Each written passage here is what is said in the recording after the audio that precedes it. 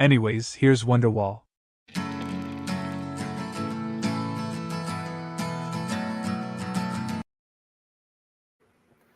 Good evening, everybody. Welcome back. It is another edition of When in Rome, starring myself, Michael Odin, or better known as your resident Jojo Belisarius, and I am joined by Matt Krotz. Introduce yourself, Matt, for the two people in the audience. Hey, what's up, guys? I'm Matt C., otherwise known as Matt Krotz, and I make Kyrie, ancient Roman North African comic book, the fourth installment coming out next year, and happy to be here. Happy to be hanging out with my buddy Michael and hanging out with the chat. Yeah, we've got 4 people in the chat this evening. That's crazy. Let's say hello to them real quick. We've got Aldous was here first. Rome is a silly place. King Arthur. Clearly, the king knew what he was talking about. He was letting us know that if we were waiting for more people to show up, this is going to be a very late show. That's we started a little bit late. I'm not gonna lie. Miranda's in the chat, letting us know that we're rude, and that's fair. You're hanging out there too, and we've got Wilberforce Wooster. The title needs more surname initials. I don't even remember what I titled this stream today. What is it? Fuck if I know. I'll find out after it's all over. It's all good. Oh goodness! And then Crazy Mad correcting me with letting me know that there was more than 2 people in the chat. There were 3. So we've got 4 in there right now. That's a record at the start of a show. We'll see if we can get up to 10. But anyways, so earlier in the week, our friend over at Daily Roman Updates, Pax Romana, posted up a trailer for a recent an upcoming documentary being done on Julius Caesar by BBC Two, I think. And there is a fantastic little cameo in there that I wanted to point out, like that. It completely blew me away. I wasn't expecting it. Mm-hmm. I sent the trailer to Matt. Matt, did you finally get a chance to watch it with the audio? I wanted to do it live here I Oh, thought maybe okay, it would okay. fit. That's fair. All right. So hold on. So we're gonna start, and it's a shame because it starts off and you got some real credible people here, and Mhm. then you know, Tom Holland, yeah. our boy Tom. He's But an extraordinary political story in Western history. Julius Caesar is the most dangerous kind of demagogue. All right. there we go. Does this person look familiar to anybody?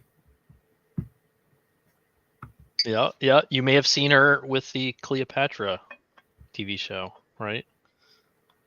Yeah. So hold on. Let's. He's immoral, he's irreligious, he wants to rule Rome. The city is uncontrollable. Irreligious. Love it. Literally, the only person of credibility that has spoken so far is Tom Holland. Like they don't have Mary Beard in here. I don't think none of those people were. It's like you have a guy that's literally written the book on, like, probably the most prominent modern history book on Julius Caesar, Rubicon, and then some rando clowns. Democracy has to be fought for. And I think he's even got a new Caesar will come. he's got like a literary degree of some sort. Oh, dude, Holland's a phenomenal writer. I just finished yeah. PAX a couple weeks ago. Overall, really enjoyed it. I was very annoyed that he had a book on the Pax Romana that ends before Marcus Aurelius. Like, literally, like, the ending of the book is the ascendancy of Antoninus Pius. And I was just like, that's weird.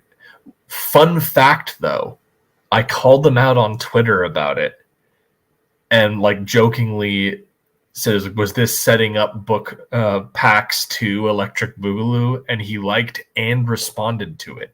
So He's good about that. He'll engage. It's kind of one of the many remarkable strengths of that guy. Oh yeah, that, like, he responded with the Boogaloo joke. That's funny. Yeah, well, yeah, he was just like, don't worry, it's all ruminating on book 4, title pending. But yeah, all right. Yeah, but no historian so far. Or at least, like, I mean, I would call him. I think he's earned it because he loves it as more than most historians, the research. But yeah, everybody else just seems like pop figures, I guess, who heard things from their grandma, right? That's kind of so. alluding to. I wish I could, like, show two screens at the same time, so, like, I could put it up. All right, like a side by side, yeah. But yeah, here she is again. She is the pharaoh. My father's will names me co-ruler of Egypt. They tell you in school. Here To we me, go. I don't care what they tell you in school. Cleopatra was black. All right, Cleopatra, not a tyrant. random black lady giving you her opinions on. Yeah. It's like, who are you? What's your fucking, like? Who is that woman? Hold on, I want to find out if this person has any, like, historical bearing.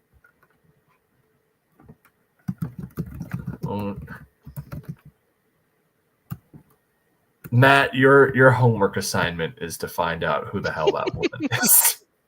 I thought it was Maya Angelou, but she passed away. So, Like, no. like a decade ago. It's like, she's been dead, Matt. Yes. God damn it. Sorry. All this. Lisa A., Philadelphia bus driver.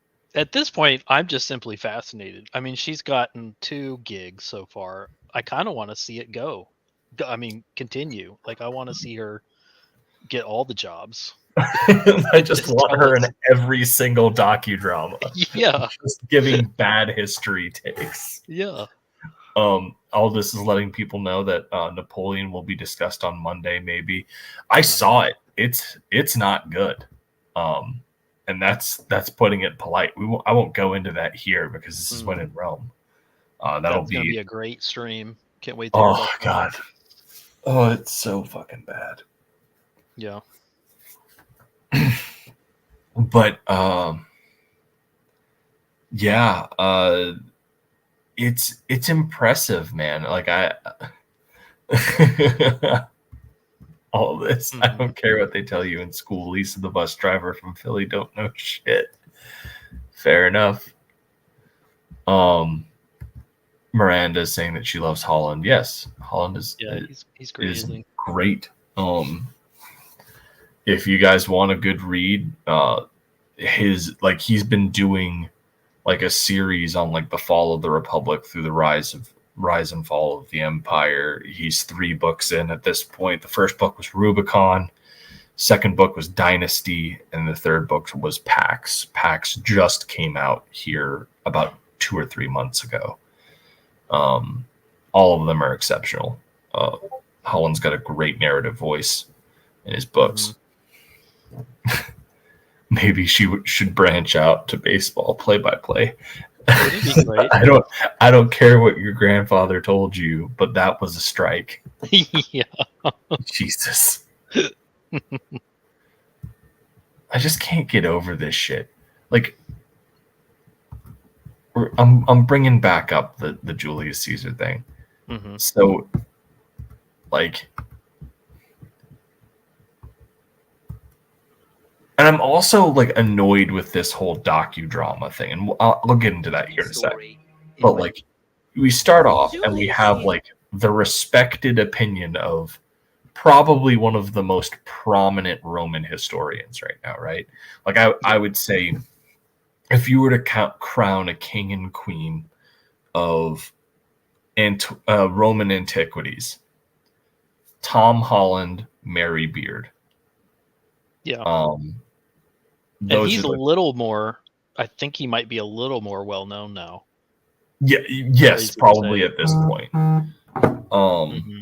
Because he's actively he's been more active, I think, than Mary Beard has. Like he's publishing books, but he also does a podcast that's very popular. Yeah. Tremendous guy. But like him and Mary Beard are like the prominent voices of Roman antiquities right now. Like they're the guys that go with it. So like, how do you go from like that to, you know? Julius Caesar is the most dangerous kind of demagogue. And like, yeah. Tell me you've never. I'm really sick of the Julius Caesar hate. Yeah, it's interesting because it's like the history that we can tie to facts makes him a very complicated man, and the Romans who discuss him as a very complicated. Like the Romans don't agree, so the fact that we can come in and pretend that the solution, like the way to cast him is easy and simple and one-sided is insane. But. Well, and Wilberforce Wooster's like, as compared to Pol Pot, I think Miranda says take that back. So like I think that the big thing here is due to people's misunderstanding of I mean, this is ultimately comes down to people don't understand that you can't look at things now and equate them to things that, like, we live in a republic, but our republic is nothing like the Roman Republic, right? Like they're starkly different in how they work, how everything is like. So like people see Julius Caesar becoming dictator for life, or it wasn't even dictator for life, it was dictator in perpetuity, right? and they go, oh, well, he's overthrowing democracy. He's overthrowing republic. It's like, well, first of all, he wasn't overthrowing a democracy. He was overthrowing a republic. Those are vastly different things. It's just like we in the United States, we live in a democratically elected republic. But a republic and a democracy are two very different things. So that's just wrong. And I thought like this trailer, I think, even calls it a democracy at one point, doesn't it? But He's immoral, he's irreligious, he wants to rule Rome. The city. who are you? I know. I'm I'm trying to like use Google Lens to figure it out, and it's actually The having city trouble. is There's just all these uncontrollable. memes about the Cleopatra edition. Democracy has to be of her fought presence. for. We take it for granted. A new Caesar will come. Oh, of course. I missed that. So this is all like political posturing to be like, oh, if That's we're not incredible. careful, we're gonna elect Yeah, another bad man who will get the like. Jesus Christ. yeah. He's basically Orange I'm Man, so fucking tired. the this classic stuff. Orange Man. Yeah, This is a joke. It's all a bad joke. yeah. And they say the BBC is even-handed and Oh, dude, neutral. BBC has been on like I can't even say like a steady. It's been on a plummet from grace for years. Yeah, I think the last thing that the BBC ever did entertainment wise that was worth a damn was Sherlock. yeah, Pretty That much was good. everything since then has been absolute dog shit. yeah. Give us murder mysteries, and maybe half of one season of Doctor Who, and some Sherlock. That's about it. Sherlock being a murder mystery, of course. Yeah. I just they were the ones that co-produced Troy Fall of a City with Netflix. God, that was a disaster. Oh, Is that the so now I'm trying to remember which one was that. that's is that the the one Black where they had Achilles? Black Achilles Yeah. and Patrick. I was kind of okay with that until they said, well, he could have been black, and then they tried to make it instead of like we're not thinking about history. Instead, we're posturing it as if So- it could be so history. That this becomes was- ridiculous. this was my whole deal. That series is god awful, but Yeah, it's what's sad is the things they do right, they do really fucking well. yeah, Like that's the thing that kills me, right? Like there's this sequence in Troy Fall of a City where like they have the two armies crashing towards each other, and they have it's in slow-mo with like a red filter over the lens, and then you have all the gods coming in and bestowing blessings over their respective champions, right? And calling them out by name and what have you, and not just their names but their Homeric epitaphs. And it's like, this is fucking awesome. This is what I want. Mhm. This is the cake. And then the next moment it's like, yeah, we're gonna race swap Achilles, and this is going to be the only Achilles ever to not have long blonde hair or red hair, which is how he is always described. Yeah. But then again, it'll be like they'll hit you with fantastic dialogue. For instance, like there's this scene where Odysseus goes and finds Achilles. It's while Achilles is doing his whole bit where he's not fighting anymore. And Odysseus finds him in his tent, and I thought it was a very interesting way to play this, because most things have Achilles like living it up while he's not doing this, but they chose a different route, but in a way that I feel like is just as much Achilles as anything else. And like, he looks miserable. He looks like a drug addict going through withdrawal. Mm. And Odysseus is just like, why are you doing this to yourself? Like, you clearly want to be back out there. And it's like, you clearly miss fighting people. And he goes, no, that's not what I miss. And he has this fantastic line where he talks about, he's like, I miss the quiet.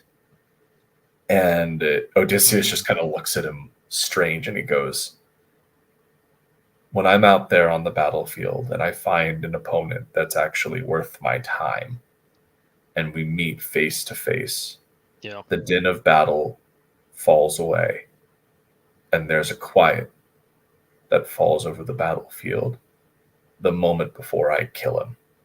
And you're just like, that is the most fucking Achilles line that I could ever imagine. It is so good. That's great. And you're just like, what the fuck?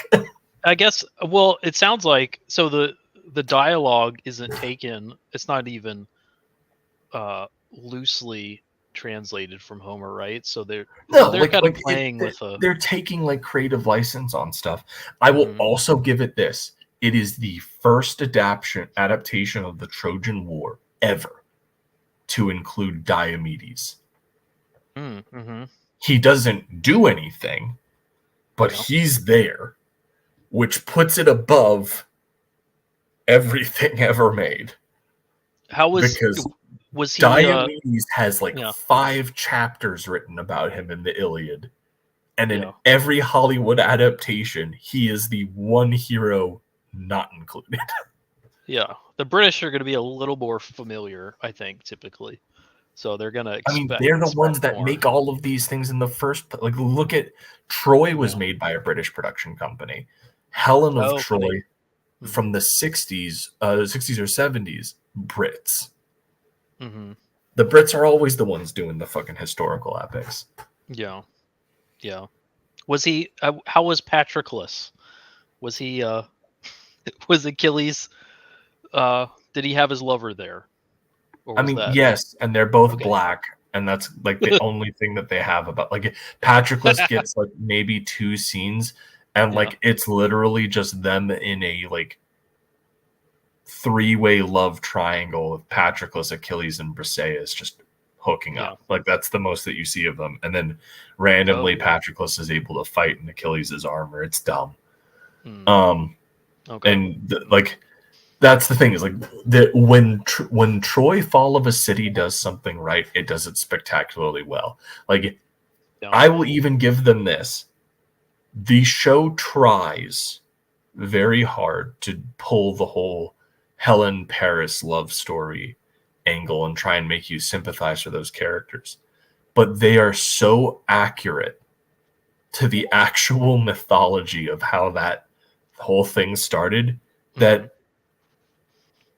and this was not their intent, but you literally watch this and go, you're both pieces of shit. You're awful. I want you to die. That's interesting. Like it's very funny, because it's like they're absolutely trying to push the, Paris and Helen star-crossed lovers, and they run away together. But like, Menelaus, when he's introduced, nice guy. He offers Paris his hospitality. He gets called away for something, and Paris starts banging his wife. And then they leave. And Menelaus is just like, what the fuck? And she ditches her daughter there. Like, they show Hermione there, watching her mother leave, going like, well, that bitch is going to get a whole bunch of people killed. See, that sounds, you kind of make me want to watch it. Like, just it's absolutely worth the watch. Do it with copious amounts of alcohol. Like if you I can make do a that. drinking game out of it, you'll have a very good time. Hmm.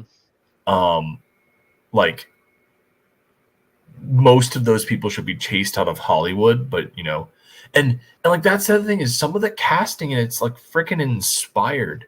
Mm-hmm. The guy they've got playing Odysseus is the guy that played Uncle Benjen in Game of Thrones.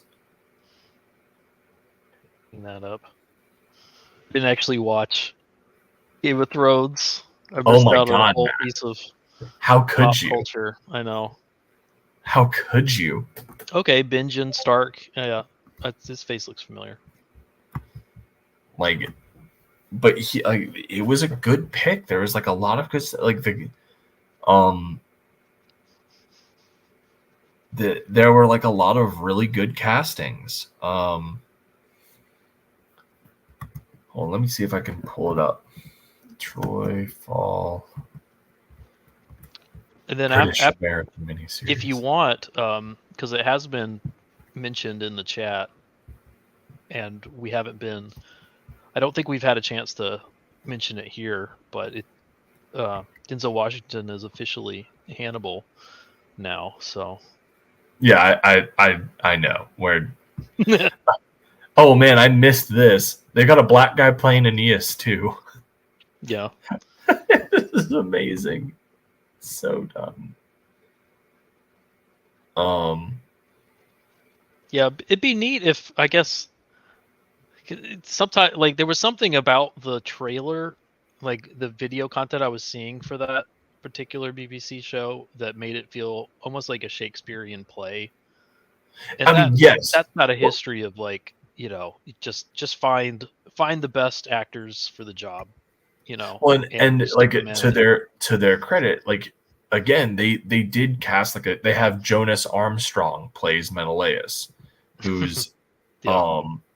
who's from a whole bunch of things, but like he's a younger actor. Most of the time when they're casting Menelaus, they cast like some old fat dude Mm-hmm.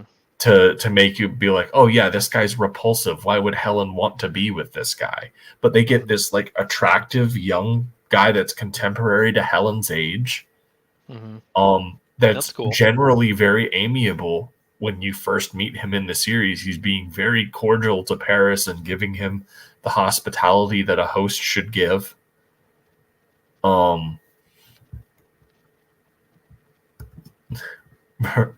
Miranda.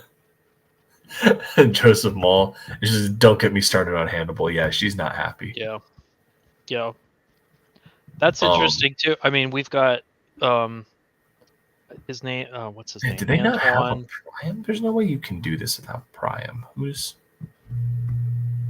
The They have- director who's handling the Hannibal thing is he did The Equalizer. He did Training Day. I mean, yeah, he's like Denzel So- Washington's best bud. Yeah. Like, For all his action stuff. So that's gonna be I mean, right there that lets you know what the flavor of the movie's gonna be. So that's interesting. Who'd they have playing Diomedes again? Hold on, because I know he's in here. That was one of like the big things for me. It was like, holy shit, they have Diomedes. Is he just not listed on the cast? I know that he's in the show. Oh, that's gonna piss me off. Yeah, IMDb isn't giving you I'm looking at it on Wikipedia nice. because I don't trust IMDb with that stuff. Yeah.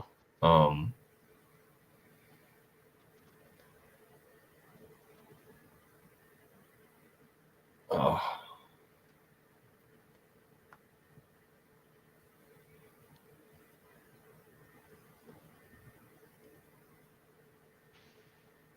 Yeah, it kind of gets there's a I mean it gets to something I was listening to a podcast of about ancient Persian Empire, and they were making fun of it's this new one called Empire.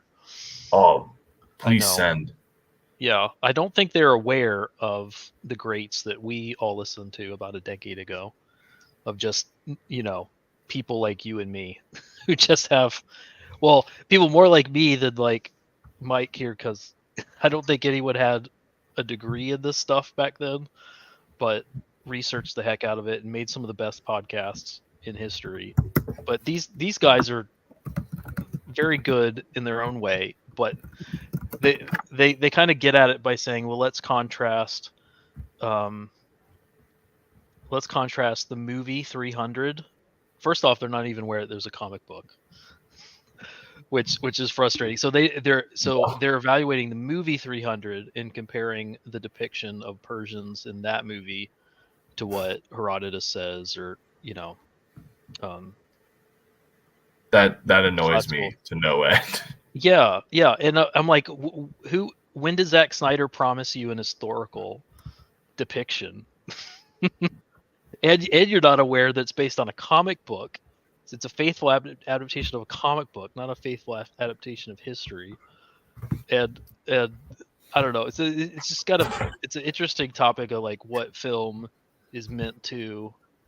And I know you're going to talk about Ridley Scott next week with all this, but it kind of gets to that topic of like, can you when can you depict stuff unhistorically in film, or in TV?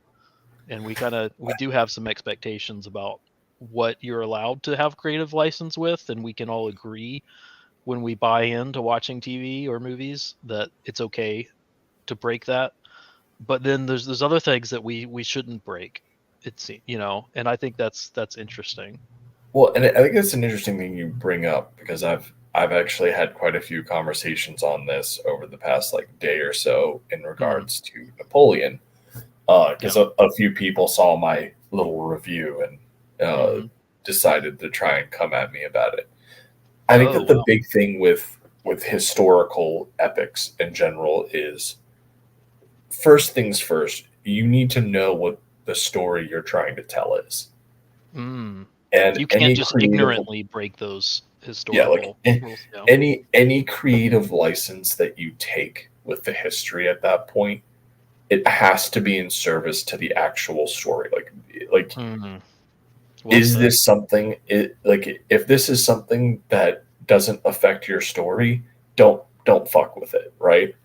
Like if I'm gonna make a Roman history book, right, or movie or what have you, where I set the story, there are going to be things that I have to pay attention to. Like if I want to tell this during the early Republic, like during the Punic War era, there are things that I'm going to have to adhere to. And there are other things where I can toss it out the window because I'm trying to build a narrative. Like if I wanted to create characters that, were at the center of a whole bunch of these crucial events, a la like what Rome does with Varenus and Pullo. There are certain things where I can be like, okay, well, I know that this didn't happen exactly this way, but in order to make sure that my characters are there, I've got to tweak things a little bit. Yeah. But at the same time, I can't go, well, everybody associates Rome with Lorica Segmentata, so I'm going to put these early Roman legionaries like before they're even really legionaries. Like at this point, it's a militia army where you have a mix of a whole bunch of different fighting styles and different armors and what have you. Like there's no uniformed military. I can't do that. Like that's where the issues come in with like historical accuracy, just portraying the time period properly. Same thing with like Braveheart, right? Like, yeah. Now, granted, a lot of those stylistic inaccuracies and what have you are there to kind of make a point. You're talking about 300. The Persians are presented a specific way because the whole point of their presentation in 300 is it's an exaggeration of Herodotus and Plutarch, right? Yeah.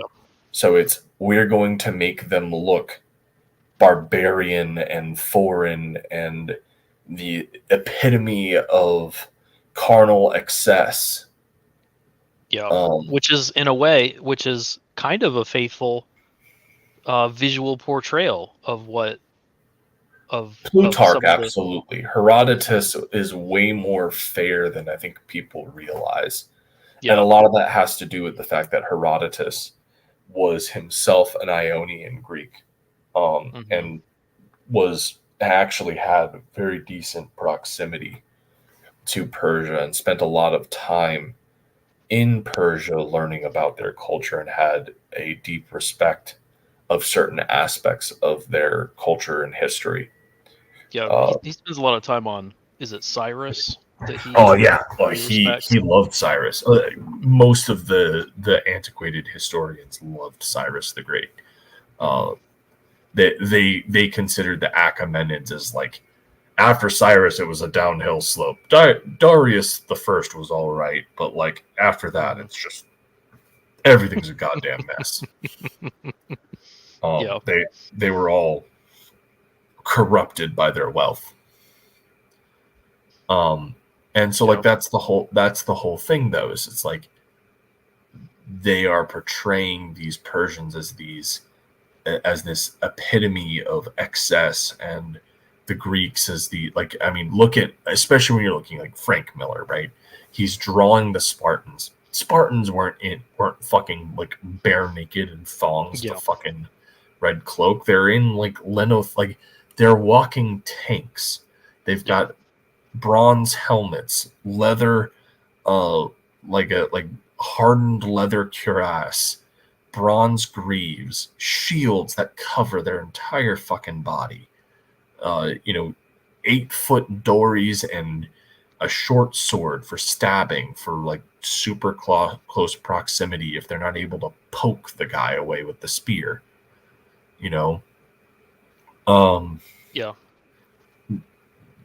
That's the whole thing. But at the end of the day, the artistic decision to make them fight naked, it's not just because in classical paintings and Greek statues they're portrayed often in the nude, like fighting in the nude and what have you. It's the simplicity and lack of material that comes with the notion behind Greek Stoicism, right? Yeah, and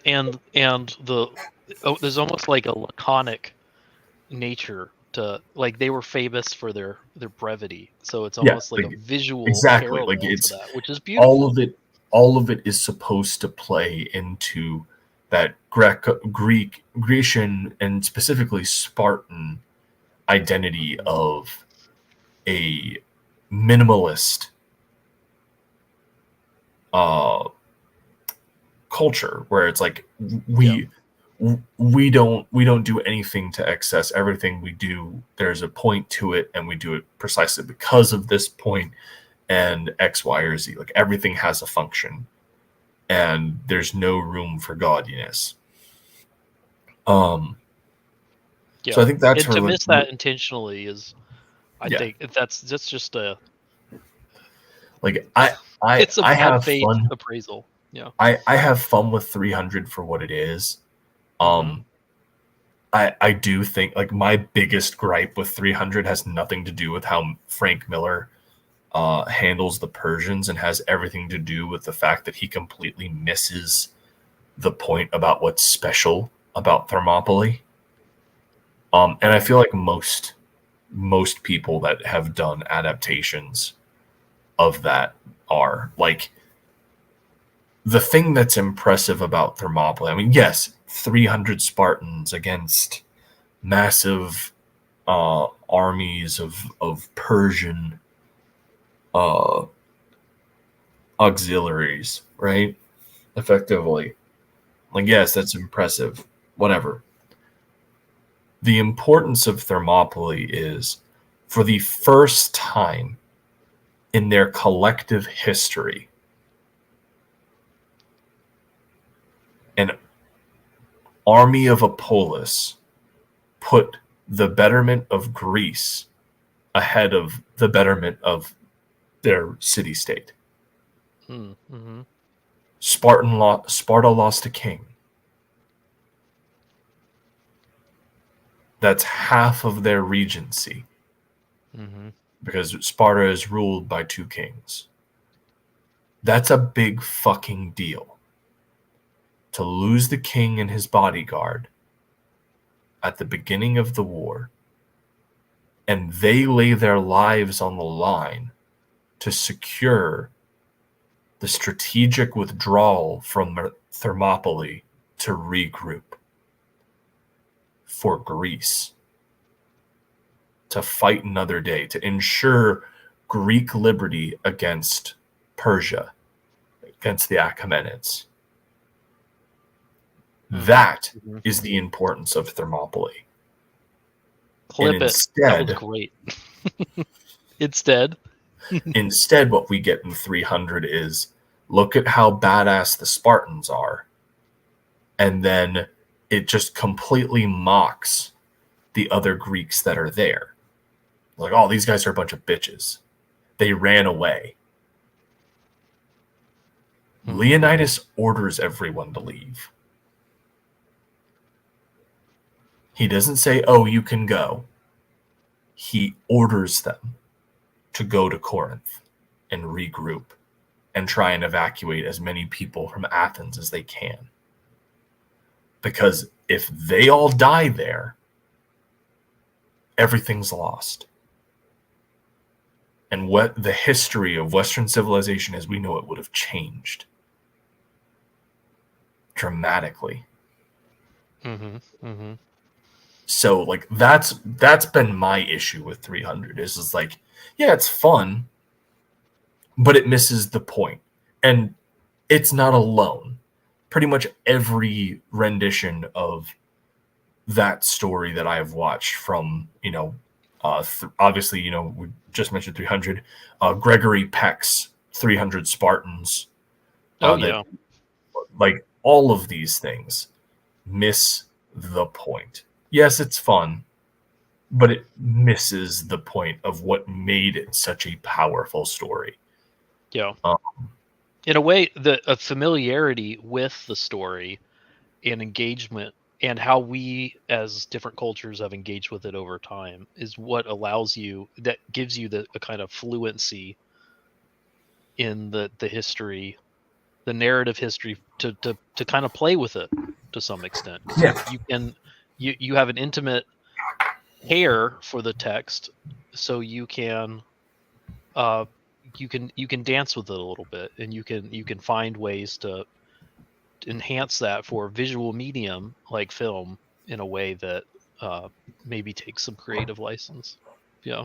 Yeah, and I mean that's the thing is creative license is absolutely going to be taken in any one of these. Like, it's art, it's historical fiction, right? Like at the end of the day, that's kind of expected. And especially the other big thing is, especially when you're looking at like antiquities specifically, you're pretty much writing fantasy, man. Like, yeah, we have primary source documentations on like stuff in Rome, but even those, a lot of those primary source records will conflict with one another a lot of the time. And Sure. like if you're going back to like ancient Greece, like if you're looking at Alexander the Great, bro, the primary sources that we have are technically like secondary to third to secondary to tertiary source material, because they're summaries of biographies written by Alexander's contemporaries. Yeah. We have none of the contemporary history of Alexander the Great. None of it. So, like, when you're dealing with things that are that far back, the record is way more fluid. You can play with it a lot more. It's less rigid. When you go into Napoleon, that motherfucker is one of the most well-documented human beings to have ever existed. You don't have that wiggle room. You can't go, well, like as Ridley Scott put it, were you alive back then? You know what, Ridley? No, I wasn't alive in the Napoleonic period. But here are over 100 diaries from his marshals, from aide-de-camp, from other armies that watched these battles, from soldiers on the front line, both in the French army and the British and in the Austrian and all of these. So go on ahead and patronize me some more about how you shooting the pyramids with Napoleon doesn't matter because I wasn't alive back then and I need to get a life. When we have hundreds, if not thousands, of primary source documents on Napoleon Bonaparte. Get over yourself, you fucking clown. When you look at antiquities, you can be a bit more romantic and you can sacrifice a lot more because at the end of the day, the history that we have, it's not really set in stone. Archaeology doesn't necessarily agree with all of it. It supports a good chunk of it.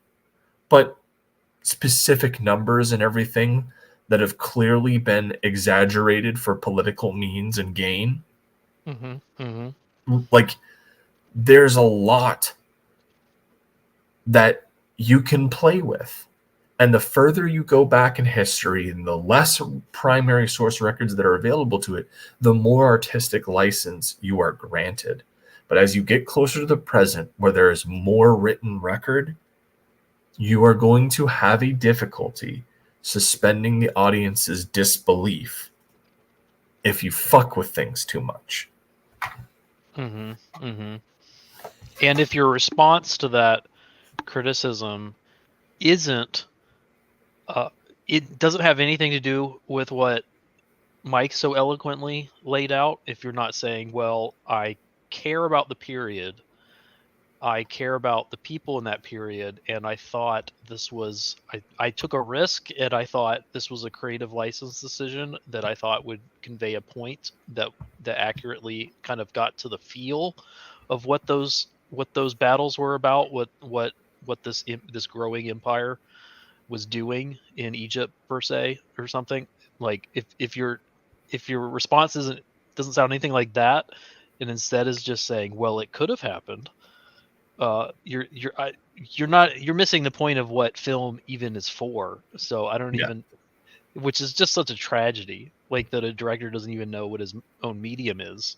It's not a, well, it could have happened medium. It's a piece of art. So make art that is respectful of the topic, 100%. Well said. If you want to treat it like a stage play where it's like, well, we're not actually casting off of accurately portraying the setting or time, it's whoever reads the lines the best, gets the part. Okay, fine. Like, I'm not going to complain about that. Like, if that's how you're approaching it and you're open about that, that's all well and good. But as you said, Matt, if you try to be like, well, you weren't alive back then, you don't know. It could have been like this. Like, motherfucker, stop. Like, just stop. I find it funny. So, like, they've announced they haven't just announced, but they've been releasing a lot more promotional material of this new Percy Jackson show that's going to be on Disney Plus. Oh yeah. And it's like, people are going, oh, this looks great. And I'm like, bruh, Zeus is a black dude. Chiron's a black dude. You've lost me. Because it's like, I was like, well, why does that matter? I was like, I don't know. How about the fact that the rest of the Greek gods that you have are not like Yeah. most of them are like white people, and the Olympians are incestuous as all get out? Like, explain to me how Yeah. Poseidon, Zeus, and Hades are literally share the exact same parentage, but they're all different, like, ethnicity. Like, Yeah. I Yeah. just, okay, whatever. And Yeah. it's just it's annoying because it's like, I understand that you guys want to push diversity, but this isn't the right way to do it. And it's especially frustrating when Rick Riordan has an entire freaking book series based on Egyptian mythology as well. Mm. Mm-hmm. And you could bring some actual diversity in there Mm-hmm. and have it make sense. I just, okay. Oh. Yeah. Anyways. That was a good way to bring it back to the grandma. Oh yeah. Fucking, I don't care what they teach you in school. Cleopatra is black. I'm looking at her family tree and seeing a lot of Macedonian and not a lot else. In fact, I'm seeing kind of a giant circle and I kind of want to throw up. Yeah. Everybody's boning their sister. Yeah. Yeah. It's interesting. Yeah. I mean, in a way, it's a topic. People can be African. And I look just different. I love dropping the argument about Augustus on people, because every single person that tries to bring up that argument, I go, okay, let's play in your imaginary wonderland where Cleopatra isn't a pure member of the Ptolemaic line. You mean to tell me that Gaius Octavian Julius Caesar Augustus, the master of propaganda and destroying his enemies through the written word, would not have left a record of that and used that to destroy Cleopatra as an impure pretender on the throne of Egypt and a vile, like a bastard of the line of Alexander? Like, you don't think that wouldn't have been mentioned? And then they go, oh, that's a really good point. And I go, I know it is. It's why your argument's bullshit. Because if there was an inkling that she was not a pure member of that bloodline, Mhm. Augustus would have had her out like Julius Caesar wouldn't have even bothered with putting her on the throne. Mhm. Mhm. Like the whole, well, we don't know who her mother is. Like, okay, that's all well and good. If she didn't look like she belonged to the Ptolemaic line, Caesar wouldn't have put her up there and had a kid with her. There would have been no risk spurning one of the most prominent women in Rome, his wife Calpurnia, with some illegitimate heir to the Ptolemies. Nah, okay, that's dumb. Yeah. But Yeah. Righteous indignation. It's beautiful. Yeah. People are stupid. And with that, we are nearing our hour mark. So we are going to call it. Hope you guys enjoyed that. Thanks so much for hanging out with us. We didn't have as much EFAP content, and we were able to have a great conversation. I mean, that's the right way to go about it. And I promise we'll have some EFAP content for next week. I liked this. It's good to kind of go off a little bit more, you know. Absolutely. I think it sounds like Miranda, Aldous, Unhinged. I don't know if we've seen you before in the chat. Thanks for Yes. being here. Dude, that's Jason Bascom. Oh, okay. Oh, what's up? Sorry. He usually comes in. Mhm. Unhinged says TV and movies are entertaining. Documentaries are supposed to be historical. So that is accurate. I despise docudramas. And they have become a very popular trend of late. And Yeah. whoever decided to make them a trend, I want to viciously beat with a club. Yeah. I can get behind that too because they're very manipulative. Because they So lie the when they tell problem- you they're telling the truth. Yeah, it's like the Not a- problem that I have with docudramas is they will bring in historians and credible people to talk about the history of things, but then they will have dramatizations that are not put through the scrutiny of historical peer review. Yeah. There is on Netflix a series called Emperor, I believe, or Empires, something like that. And the second season is about Julius Caesar. And it starts off with some historians talking about Caesar's early career and then showcasing a dramatization of Julius Caesar in Lorica Segmentata as a foot soldier legionnaire fighting as an infantryman.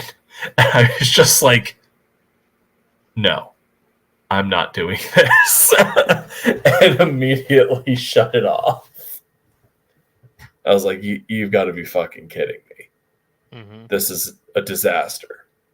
And like, that's the problem is if you're going to do a docudrama, the dramatization needs to be as accurate and like in excruciating detail as the historians giving you all of their notes have been in giving you all of their notes. clout and lending legitimacy to what is being portrayed. The implication is that they almost like they're envisioning what you're watching being dramatically and portrayed. I and that's despise never it. the case. The dramatizations always feel like cheap B movie crap, and it makes me dislike the historians that are there to talk about it because it's like, why would you sign up for this B budget bullshit? Some nice alliteration there for you guys. But yeah. anyways, this has been another One in Rome with Michael and Matt. I am your host, Jojo Belisarius, and Matt, take him away, and then we'll close out. Thanks again for hanging out with us. We'll see you again next week. We're back in the saddle, and I think we're having fun here. So always great to see you guys in the chat. Thanks for your great comments. As usual, you guys are writing better scripts than we can write. Absolutely. All right, all. Have a good one. All right, see you. Anyways, here's Wonderwall.